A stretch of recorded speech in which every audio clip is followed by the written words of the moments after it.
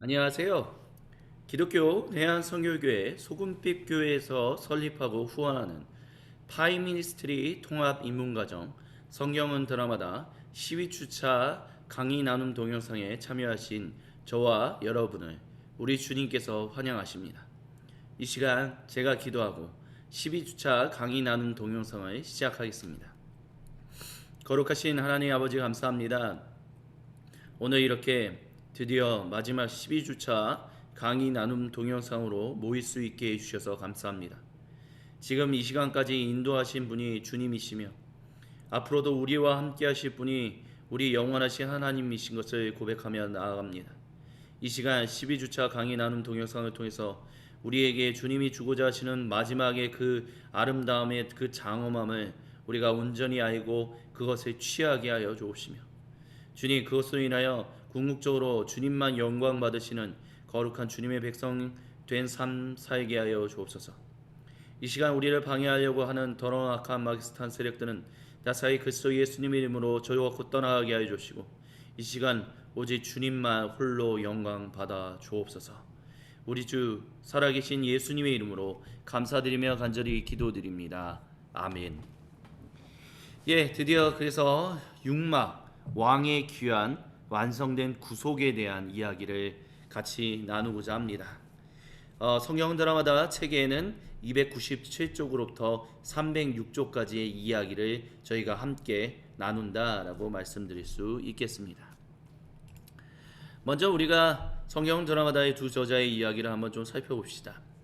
하나님이 창조 세계를 죄와 죄의 결과들로부터 구속하는 일을 시작하셨을 때 그분의 궁극적인 목표는 예전에 선하게 창조하신 세상을 온전히 회복하는 것이었으며 온 우주가 다시 한번 그분의 은혜로운 다스림 아래서 살고 번성하는 것이었습니다.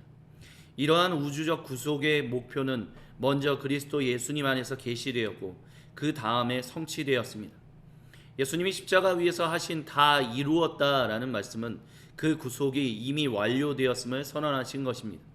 물론 그것이 최종적으로 드러나는 일은 미래에 이루어질 것입니다.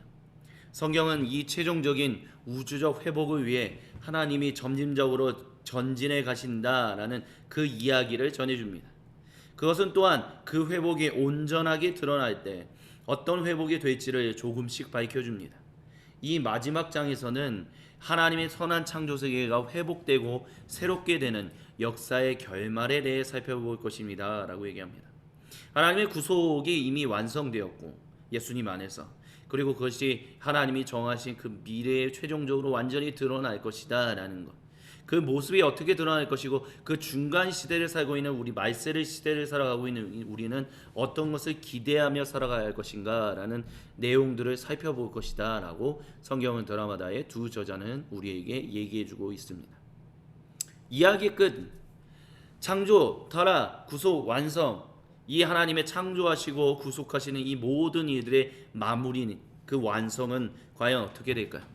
그리고 그것에 대해서 1세기의 성경 저자, 즉 장로 요한이라고 보통 우리가 얘기하는 사도 요한은 하나님으로부터 어떠한 계시를 받은 것이고요.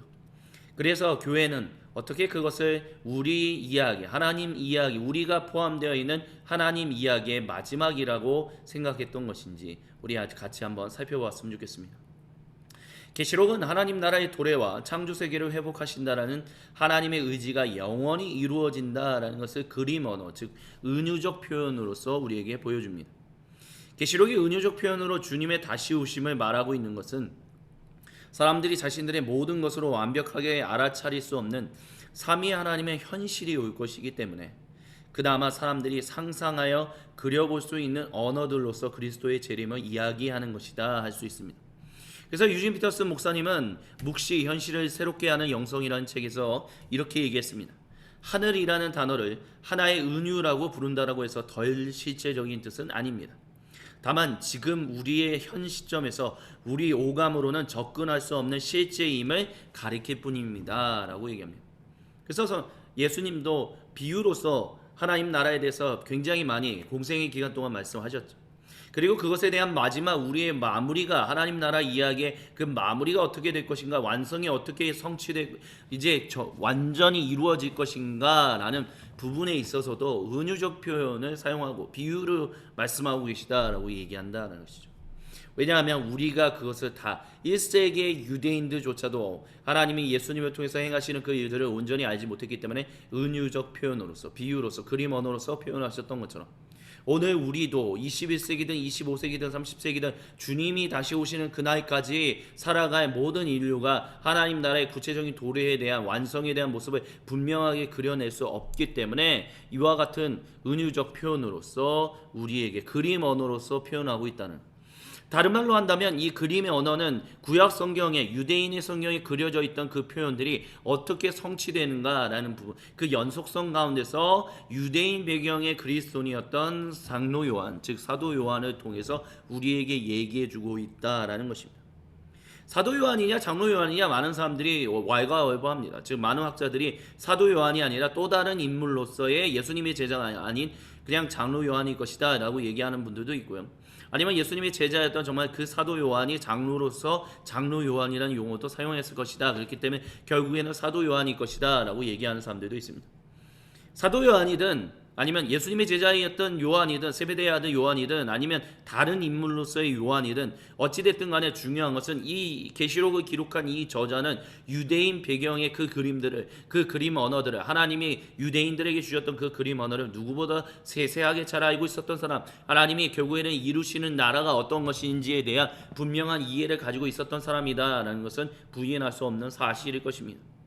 그리고 그런 사실 가운데서 이 요한은 하나님의 나라가 어떻게 성취되고 완성되는가라는, 그것이 완벽하게 이루어지는 것이 이루어졌다라고 표현한다라는 것을 우리는 반드시 기억해야 합니다.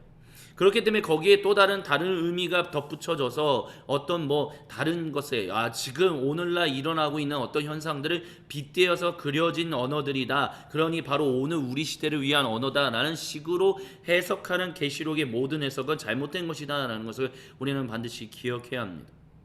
1세기의 그 유대인이, 그 유대인 배경의 그리스도인이 자신이 고대 이스라엘 유대인 배경 가운데서 그리스도인으로 나아가는 상황 가운데서 하나님이 반드시 이루실 것이다 라고 얘기했던 그 일이 마침내 이루어졌다는 거고, 이루어지고 있다라는 것을, 그리고 그것이 오고 있다라는 것을 보여주고 있는 언어로서, 이게 즉 구약의 예언자들이 예언했던 것들이 성취되었고 완성을 향하여 또 다른 클라이막스로 향하여 달려가고 있다는 것을 그래서 성취되었다라는 용어로 이야기하고 있는 것이기 때문에 고대 이스라엘과 유대인들이 이해했던 그 이해를 뛰어넘은, 그것에 바탕을 두지 않는 모든 다른 해석들은 잘못된 해석을 할 가능성이 굉장히 높다라는 것을 기억해야 한다는 것입니다. 이걸 가지고 민주주의네 공산주의네 아니면 사회주의네 그런 내용들이 여기에 담겨있네 안 담겨있네 라고 얘기하는 것 자체도 그것이 유대인들이 가지고 있던 인식과 그들이 가지고 있었던 그 바탕 위에 서 있지 않다면 그 모든 해석들은 완전히 잘못된 것이다 라고 얘기할 수 있다라는 것입니다. 우리의 어떤 정치체계, 우리가 21세기의 사람들이 살아가고 있는 어떤 경제, 문화, 사회의 어떤 체계에 그것을 해석하는 의미로서의 그림 언어가 이미 거기 담겨져 있었고 그것을 미리 선포하고 있다라는 식의 얘기는 잘못된 얘기를 만들어낸다라는 것입니다. 그렇기 때문에 적어도 그때 당시에 그들이 무엇을 가지고 이해했고 그것이 어떻게 성취되었나, 그리스도 예수님 안에서 이런 바탕에 대한 분명한 이해를 가지지 않고서 적용하는 모든 적용점들은 잘못된 적용점들을 가지고 있다는 것을 우리는 반드시 기억해야 한다라는 것입니다. 그렇기 때문에 성경적 표현으로 하늘과 땅이라는 말도 그런 것입니다. 하늘과 땅이라는 말은 하나님이 창조하신 모든 것을 지칭합니다. 하나님이 창세기 처음 시작할 때 하늘과 땅을 창조하셨던 것처럼 성경의 마지막인 계시록에서도 새 하늘과 새 땅을 창조하십니다. 또한 창세기 첫 부분에서 하나님께서 물질을 사용하여 창조하셨던 것처럼 계시록 마지막에서도 하나님의 창조에서 물질은 빠지지 않습니다. 우리가 입고 있는 이 육체, 이 세상에 있는 모든 우리의 오감으로 보고 느끼고 맛보고 느낄 수 있는 모든 것들을 하나님은 창조하셨고 또한 새롭게 창조하시며 그 창조의 세계에서 빠지지 않는다라는 거죠. 이게 1세기의 유대인 배경의 그리스도인들이 가지고 있었던 세상 완성에 대한 분명한 그림 가운데 포함되어 있는 것이다라는 것을 기억해야 합니다. 특별히 그들이 살고 있었던 그레코 로마, 고대 그리스 로마 문화에서 그 그리스 문화에서 인간의 육체라는 것, 이 육체성, 물질성이라는 것 자체는 그리 존중받지 못하는 것이었다는 것을 기억한다면, 그것과 다르게 고대 이스라엘 유대 배경의 그리스도교 세계는 이 물질성이라는 것을 굉장히 많이 긍정했다라는 것을 우리는 잊지 말아야 합니다. 물론 타락했지만 회복되어야 할 존재로서 하나님이 새롭게 회복하시는 곳에 물질이 빠져 있지 않다라는 것을 얘기한다라는 것이죠. 그래서 계시록 21장 3절부터 4절에 보아라, 하나님의 집이 사람들 가운데 있다. 하나님이 그들과 함께 계실 것이요 그들이 하나님의 백성이 될 것이다. 하나님이 친히 그들과 함께 계시고 그들의 눈에서 모든 눈물을 닦아주실 것이니 다시는 죽음이 없고 슬픔도 울부짖음도 고통도 없을 것이다. 이전 것들이 다 사라져 버렸기 때문이다 라고 얘기하고 있습니다. 1세기 성도들은 성령님이 그들과 함께 하시는 말미암아 하나님의 성전이 자신들이 하나님의 성전이 되었다라고 분명히 선포했었습니다. 그래서 이 본문에서 말하고 있는 하나님의 집이 사람들 가운데 있다라는 것은 하나님의 임재하심이, 즉 성령님이 임재하심으로 말미암아 하나님의 집, 하나님의 성전이 세워졌던 그 일들이 완전하게 세워질 것이다라는 것을 말하고 있다는 것이죠. 그리고 여기서 말하는 다시는 죽음이 없고 슬픔도 울부짖음도 고통도 없을 것이다. 이전 것들이 다 사라져 버렸기 때문이다 라고 얘기하는 것은 우리를 죽음과 슬픔과 울부짖음과 고통을 주었던 물질성에 대한 것들이 다 사라져 버릴 것이다 라는 것이 아닌, 그런 죽음과 슬픔과 울부짖음과 고통을 불러왔던 모든 악한 것들이 사라져 버릴 것이기 때문이다 라는 것을 얘기하고 있다는 것을 우리는 반드시 기억해야 할 것입니다. 엔트라이트는 이렇게 얘기합니다. 기본적으로 성경적 우주론에서 하늘과 땅은 하나님의 선한 창조에 속한 서로 다른 두 개의 영역입니다 라고 하면서 하늘은 두 가지 특징을 가지고 있다라고 얘기해요. 첫째, 하늘은 땅과 접하고 있기 때문에 하늘에 있는 존재는 동시에 땅의 그 어느 곳에서도 존재할 수 있습니다. 둘째, 하늘은 말하자면 땅의 통제신입니다. 이러한 사실은 예수님이 어느 궁극적 미래만이 아니라 지금 현재도, 그리고 하늘뿐만 아니라 땅도 지휘하고 계시다는 생각에도 적용이 됩니다 라고 마침내 드러난 하나님 나라에서 얘기하고 있습니다.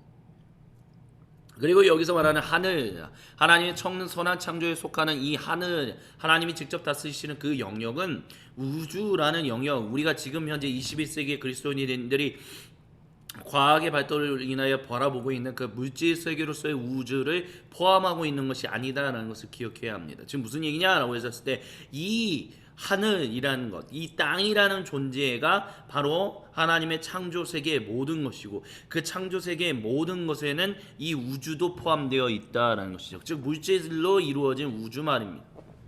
물론 1세기 유대인 배경의 그리스도인들이 하늘이다라고 얘기했었을 때, 그 하늘은 그 고대 그리스도 문화가 우주 문화, 그들이 바라보고 있는 별자리, 태양, 별, 이런 모든 것들에 대해서 어떤 천상의 영역이다라고 표현했던 그런 식의 인식이 있는 것처럼 비춰질 수 있습니다. 하지만 중요한 것은 창세기 1장의 해와 달조차도 그때 당시에 고대 근동 문화에서 해와 달을 섬겨야 하는 어떤 그런 신의 영역으로 얘기한 것이 아니라 큰 광명체, 작은 광명체라는 식으로 하나님이 창조하신 모든 것을 얘기했던 것처럼 해, 달, 별이라고 얘기하는 그 모든 것들도 성경적 세계관에서는 결국 창세기로부터 새하늘과 새 땅을 얘기하는 계시록까지 전부 다 하나님이 창조하신 땅의 영역으로 얘기되고 있다는 것을 우리는 좀 상기해 볼 필요가 있습니다.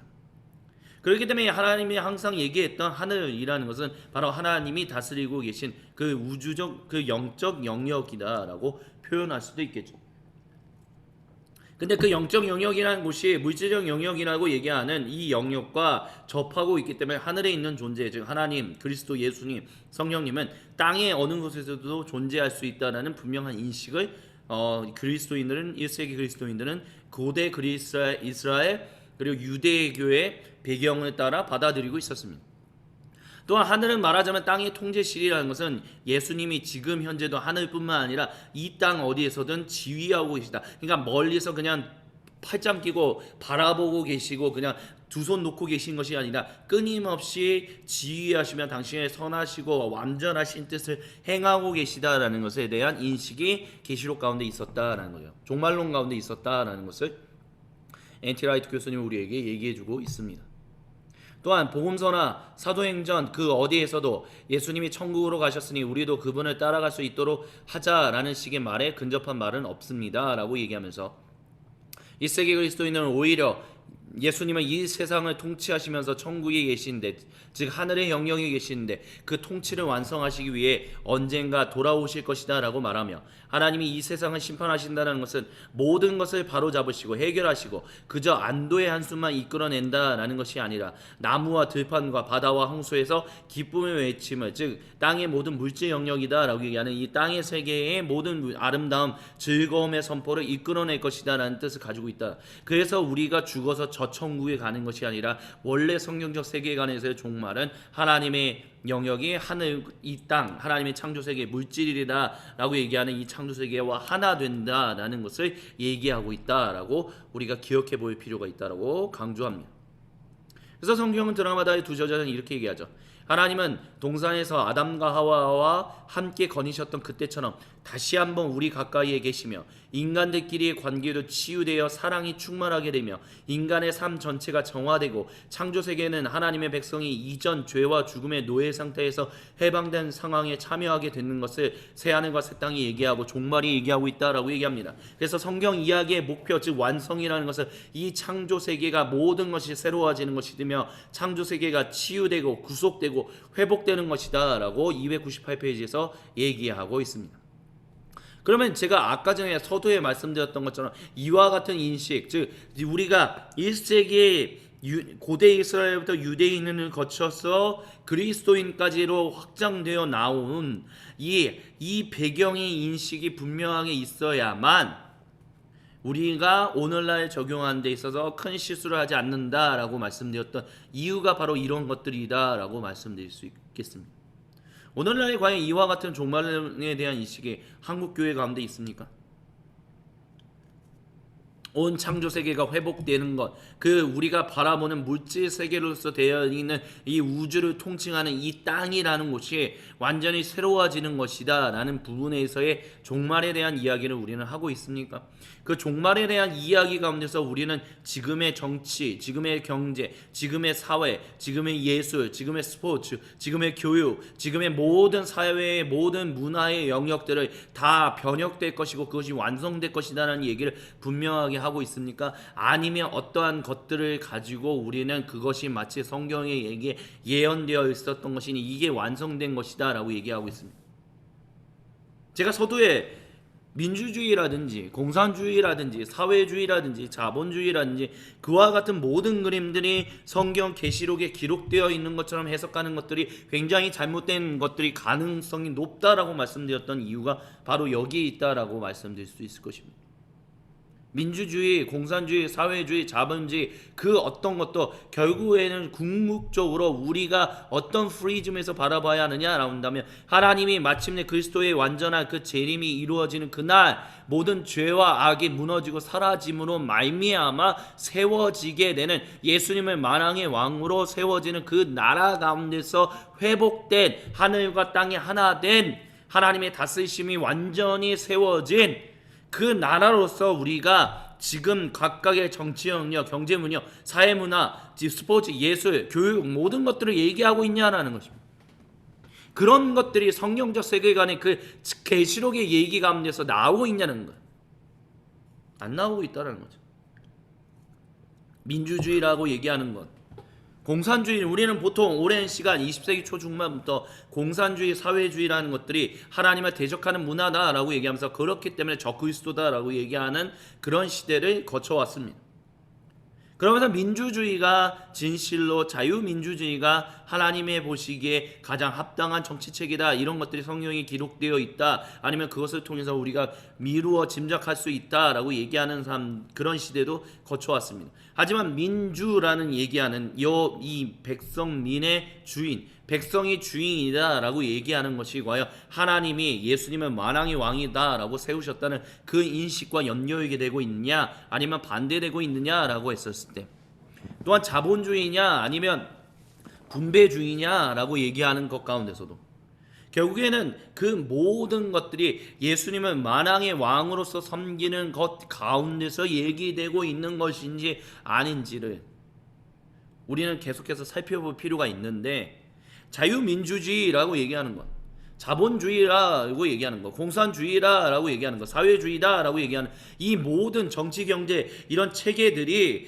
예수님은 까딱 잘못하면 자유민주주의, 자본주의라고 얘기하는 것도 결국에는 예수님은 만왕의 왕이다라고 얘기하는 것보다는 그냥 우리가 왕이야, 돈이 왕이야 라고 얘기하는 것과 그런 우상 숭배로 나아갈 수 있는 위험성을 분명하게 가지고 있기 때문에, 마치 자본주의가, 자유민주주의가 곧 하나님의 나라 그 모든 것이다 라고 식으로 인식하게 만들려고 하는 모든 것들이 때로는 위험성을 가지고 있다는 것. 그런 차원에서 우리가 20세기 초중반을 거치면서 얘기해왔던 이념적 이데올로지의 그 전쟁 가운데서, 자유민주주의 진영과 공산주의 진영 가운데서 일어나고 있는 가운데 하나님이 우리의 편이다, 하나님이 또한 우리의 편이다 라는 식으로 얘기해왔던 그런 모든 것들, 공산주의는 하나님은 자신의 편이다 이런 얘기 무신론을 오히려 더 많이 받아들였죠. 그렇기 때문에 공산주의나 사회주의가 그런 인식이 있다라고 얘기할 수는 없습니다. 하지만 그렇다고 물론 자유민주주의는 그것과 다르게 하나님이 우리의 편입니다 라는 식의 인식, 미국식의 어떤 그런 인식들이 있었다라는 것을 우리는 부인할 수는 없겠죠. 하지만 그럼에도 불구하고 자유민주주의라고 얘기하는 것 가운데 예수님은 만왕의 왕이다 라고 얘기하는, 그래서 고대 이스라엘 유대인들에게 예언되었던 그 일들이 마침내 이루어졌다라고 얘기하게 되는 그 이루어짐이, 우리가 오늘날 얘기하고 있는 자유민주주의라고 얘기하는 그 체계를 옹호하고 정당화하는가라는 부분에 있어서는 그렇지 않을 가능성이 굉장히 높다는 것을 이야기해야 한다는 것입니다. 왜냐하면 예수님은 만왕의 왕으로 인정하지 않는 모든 것은, 모든 사람은 어떠한 정치체계를 만들어낸다 할지라도 하나님의 그 거룩하심의 뜻 가운데서 예수님을 만왕의 왕으로 세우시고 그 파루시아를 마침내 이루시는 것에 있어서 결국에는 제한점에 걸릴 가능성이 굉장히 높기 때문입니다.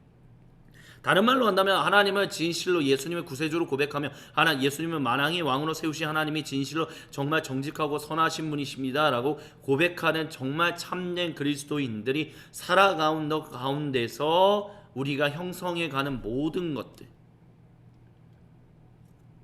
그 형성해가는 모든 것들이 오히려 우리의 모든 것들을 계속해서 갱신하고 변혁해가며 주님의 다시 오심을 우리가 준비해야 한다라고 깨어있어야 한다는 것을 계속해서 일깨워주는 분명한 좋은 역할을 하고 있다는 것을 우리가 좀 잊지 말아야 할 것입니다.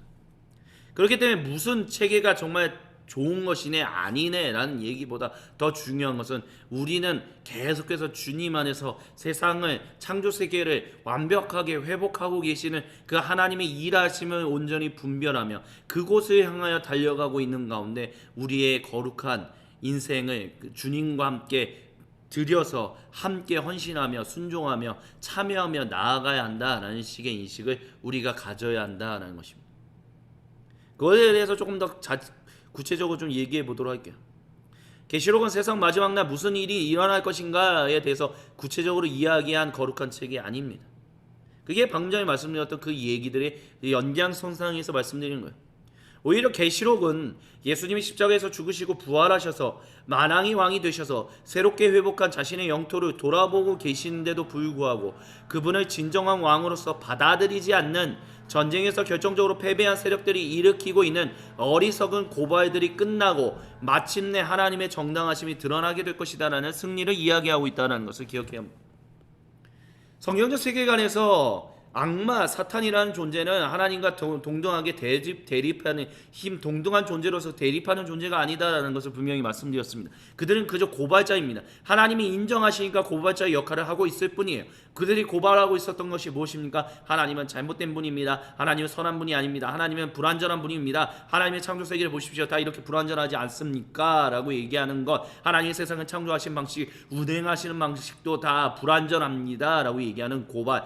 그래서 그들의 고발 가운데 하나님, 그래 너희의 고발이 진실로 맞는지 틀린지를 실제로 보자라고 얘기하면서 예수님이 오시는 말미암아 자신의 창조 세계를 회복하시며 내가 이 세상을 운행하고 창조하는 모든 방식은 정당하며 또한 동시에 그 모든 세상을 이끌고 계신 하나님 존재도 정말 완전하신 분이시다라는 것을 드러냈다는 거죠.